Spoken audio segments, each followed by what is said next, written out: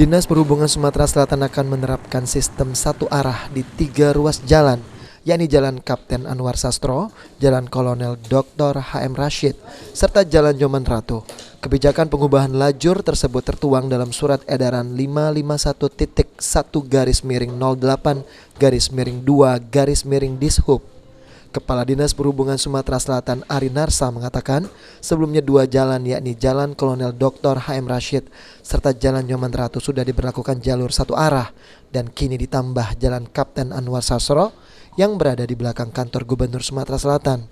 Pemberlakuan jalur satu arah tersebut diberlakukan untuk mengurai kemacetan. Ini jalur itu kamu di jalan memang ada 2 arah, sudah satu arah yang selama ini sudah 5 tahun yang lalu. Tapi yang ini ada penambahan lagi di Jalan Anwar Sastro. Jadi karena kondisi sudah padat kan, jadi kita atur untuk mengurai kemacetan itu. Sosialisasi sendiri dimulai tanggal 3 November 2021 hingga 9 Januari 2022 dan akan mulai efektif diterapkan per 10 Januari 2022 ini. Setelah penerapan dilakukan efektif, pelanggaran lalu lintas di 3 jalan tersebut akan ditindak sesuai dengan peraturan yang berlaku. Sandi Pratama, PAL TV.